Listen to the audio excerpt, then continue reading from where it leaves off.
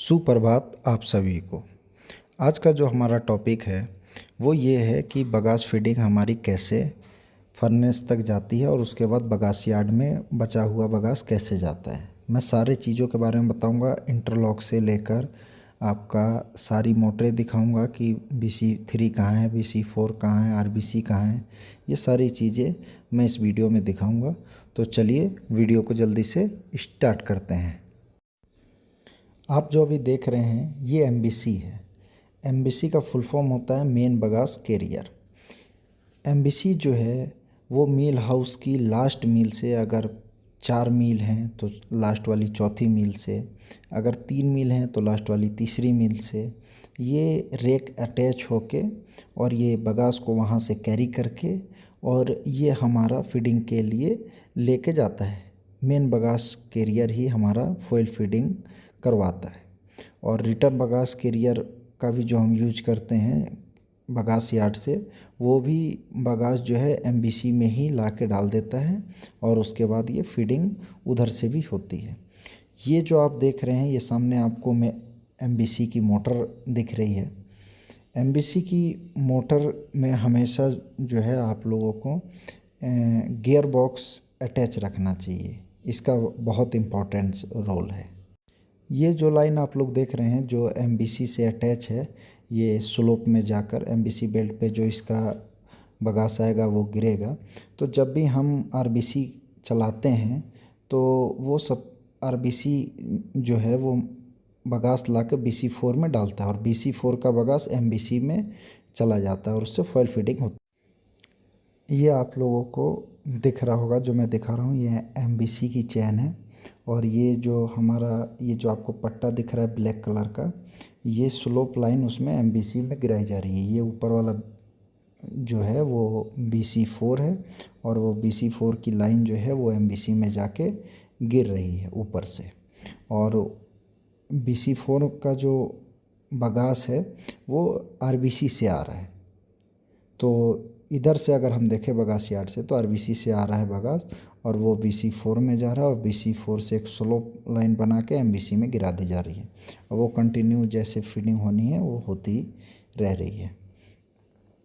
तो अभी आप लोगों को मैं RBC की तरफ ले जाऊंगा। ये BC4 की आप लोगों को मोटर दिख रही है।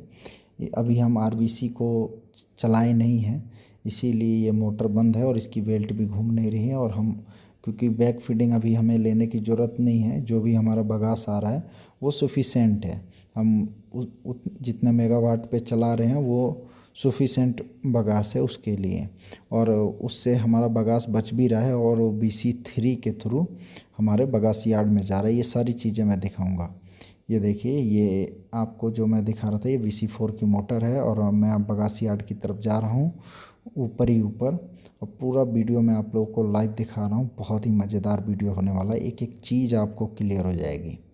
तो आपने देखा कि कैसे RBC से BC4 में आता है और BC4 से MBC में गिरता है।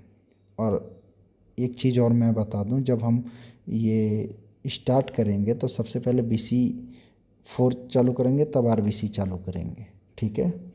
अगर हम फुल सीक्वेंस देखें, स्टार्टिंग सीक्वेंस, तो सबसे पहले हमें चालू करना है BC3, उसके बाद MBC, उसके बाद हमें BC4, उसके बाद हमें RBC। ये स्टार्ट करने का सीक्वेंस है अगर हम चारों को देखें तो। अगर BC3 और MBC चल रहा है तभी हमारा जो है वो BC4 और RBC चलेगा, नहीं तो नहीं चलेगा। ये दोनों चलते रहना चाहिए। अभी ये देखिए, मैं आपको जो दिखा रहा हूँ ये BC3 का भी साथ में ले लेता हूँ। ये जो मैं आपको दिखा रहा हूँ ये BC3 है। BC3 जो है MBC से जो हमारा शुगर से जो मटेरियल आ रहा है, बगास जो आ रही है, वो अगर सफिशेंट है तो BC3 के थ्रू आकर बगास यार्ड में गिर जाता है। तो मैं BC3 का ये देखिए, BC3 से मटेरियल आ रहा है और ये बगास यार्ड को जा रहा है। मैं आप लोगों को प्रैक्टिकल बिल्कुल व्यू दिखा रहा हूँ और एक एक करके सारी चीज़ें क्लियर कर दूंगा। अभी हमने देख लिया है BC4 देख लिया और ये BC3 का जो मैंने बताया था, ये देखिए ये आके हमारा बगास यार्ड में बगास गिर रही है BC3 का जो ओवर बगास है। और बाकी जो बगास यूज होने के लिए है वो ऑलरेडी वहाँ यूज हो रही है। हमें जितना मेगावाट चल रहा है उसके अकॉर्डिंग बॉयलर का प्रेशर टेम्परेचर मेंटेन हो रहा है, और जो ओवर बगास है वो आके हमारे BC3 के से यहाँ गिर रही है और हम बगास स्टोर कर रहे हैं। ये हमारा बगास यार्ड है। तो आप देख रहे होंगे यहाँ हमने एक टिन सेट यूज कर दिया क्योंकि हमें एक एक करके हम इसमें दो हैं कि आप एक कुछ बगास यहाँ से गिर जाएगा, कुछ बगास आगे से, तो हम एक ही स्लोप बनाने के लिए एक ही यहीं से बगास गिरा रहे हैं, आगे वाले से नहीं गिरा रहे, और वेल्ट रिटर्न होके घूम जाएगी। तो स्टार्टिंग सीक्वेंस समझ गए आप। पहले BC3 चलाना है, फिर MBC चलाना है, फिर उसके बाद BC4 चलाना है, तब RBC चलाना है। हम BC4 RBC बंद रख सकते हैं अगर सिर्फ हमें MBC से काम लेना है। अगर हमें RBC को यूज करना है तो BC3 MBC BC4 और उसके बाद RBC ये हमें चला के रखना है। ये जो आप कन्वेयर देख रहे हैं ये BC3 का कन्वेयर है जो चालू है। MBC और BC3 अभी चालू है, हमारा RBC चालू नहीं है, इसीलिए BC4 भी चालू नहीं था। ये देखिए ये हमारा RBC की लाइन है। अब ये ग्राउंड फ्लोर से घूम के आई है। मैं थोड़ा और आगे बढ़ के बहुत बढ़िया तरीके से आप लोग को दिखाता हूँ कि कैसे आई है। जो भी बता रहा हूँ आप लोग अपने कॉपी में इसको नोट करते जाइए। ये ऐसा वीडियो मिलता नहीं है। मैंने बहुत जब स्टार्टिंग टाइम था मेरा तो मैंने बहुत सर्च किया बगास फीडिंग के बारे में कि कैसा होता है, क्या क्या होती हैं चीज़ें, क्योंकि कुछ ना कुछ तो कॉन्सेप्ट वही रहता है, कुछ चीज़ें अलग हो जाती हैं। BC2 कह देते हैं, BC1 कह देते हैं, ऐसा कह सकते हैं, लेकिन कॉन्सेप्ट जो है वो वही रहता है। कॉन्सेप्ट में कोई चेंजिंग नहीं आती है।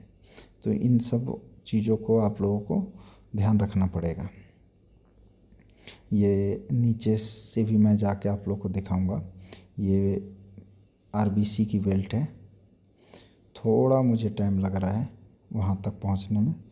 ये यहाँ से आप देखिए, ये देखिए ये हमारा लड़का है जो रोलर बीच में चेक कर रहा है। ये BC3 जो है वो मूव कर रही है और इसको चेक करते रहना चाहिए हर जगह। तो मैं आप लोगों को अब RBC दिखाऊंगा। ये जो आप देख रहे हैं ये हमारा RBC है, रिटर्न बगास कैरियर। अगर शुगर मिल की जो बगास है वो सफिशेंट नहीं हो रही है बॉयलर को, तब हम इसको स्टार्ट करते हैं। तो अभी आपने देख लिया RBC। फिर मैं बता रहा हूँ RBC तभी चलेगा जब ऑलरेडी आपका MBC BC3 और BC4 ये तीनों चलते रहेंगे, तभी आपका RBC चलेगा, अदरवाइज़ नहीं चलेगा। ये चीज़ को समझना ज़रूरी है। MBC से बगास जो है वो हमारे सूट तो नीचे लगे रहते हैं, हमारे फीडर में आता है जिसको ड्रम फीडर कहते हैं। ड्रम फीडर में बगास आने के बाद नीचे आता है, उसको हम स्क्रू फीडर कहते हैं। ये ड्रम फीडर की मोटर और स्क्रू फीडर की मोटर दोनों अलग अलग होती है। मैं इसमें आप लोगों को दिखाऊंगा। ये बहुत ही इम्पोर्टेंट है, लोग समझ नहीं पाते कि ड्रम फीडर किसे कहते हैं, स्क्रू फीडर किसे कहते हैं। ड्रम फीडर में आके कुछ माल इकट्ठा रहता है और वो धीरे धीरे उसके अकॉर्डिंग स्क्रू फीडर में डालता है जैसे जैसे डिमांड होती है। तो और हम उसका लेवल देखते रहते हैं कि कितना भरा है, कि फुल है, कि तीनों भरा है कि नहीं है, और उसके अकॉर्डिंग हल्का हल्का खोल के स्क्रू फीडर के थ्रू सूट में डाल के और उसको पास करवाते रहते हैं। मैं अभी आप लोग को ड्रम फीडर और स्क्रू फीडर दोनों की अलग अलग दिखाता हूँ मोटरें। ऊपर वाला जो होता है जो आपको दिख रहा होगा ड्रम के शेप का था, अभी मैं दिखा रहा था, वो ड्रम फीडर था। और नीचे वाला जो आगे भेज रहा था बगास को डाउन सूट में डाल रहा था वो स्क्रू फीडर था। थोड़ा मुझे रोटेट ज़्यादा होना पड़ रहा है क्योंकि व्यू देखना पड़ेगा कि आप लोगों को कहाँ से दिखेगा। बहुत बढ़िया है दोस्तों, हम लोग कितना खोजते हैं बगास का या फ्यूल फीडिंग का, कोई वीडियो नहीं मिलता। इसीलिए मैंने कहा कि इसका वीडियो ज़रूर बता दें। लोग समझ नहीं पाते हैं ड्रम फीडर क्या होता है, बगास फीडर क्या होता है। ये देखिए एक मोटर नीचे है, नीचे वाली जो मोटर है वो स्क्रू फीडर की है और ऊपर वाली मोटर जो है वो ड्रम फीडर की है और ये मूव हो रही है।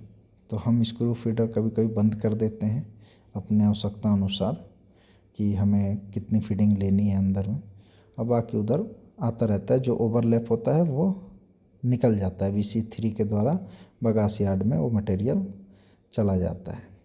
अब मैं आप लोगों को डाउन जाके ये भी दिखाऊंगा कि उसके बाद स्क्रू फीडर से कैसे जो बगास है वो डाउन आती है, सूट में जाती है और सूट से फिर फर्नेस के अंदर चली जाती है।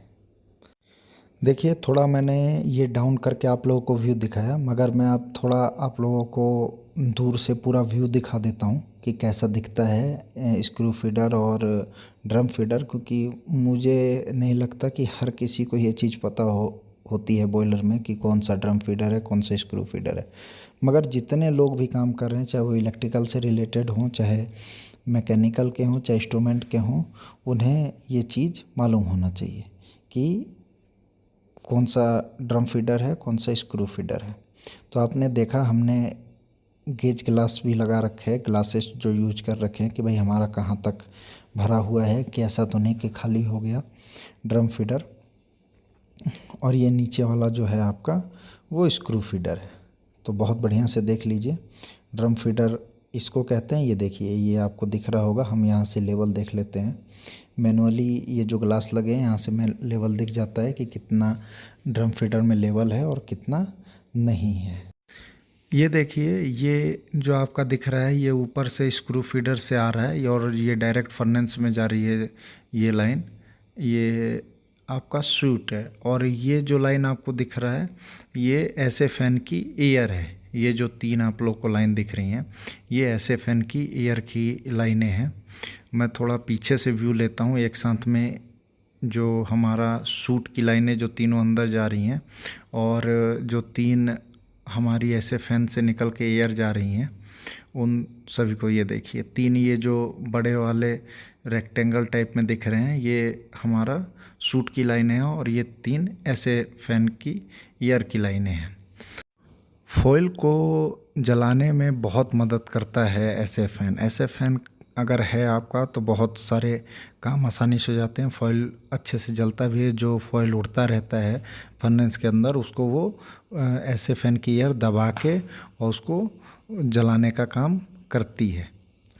और ऐसे फ़ैन जो है हमारा फोर्स भी देता है और वो बगास वगैरह को ड्राई भी करने के काम आता है, तो वहाँ भी हम एयर की यूज करते हैं। तो चलिए दोस्तों, अब वीडियो को एंड करते हैं। आशा करता हूँ कि आपको वीडियो बहुत अच्छी लगी होगी। ठीक है दोस्तों, थैंक यू।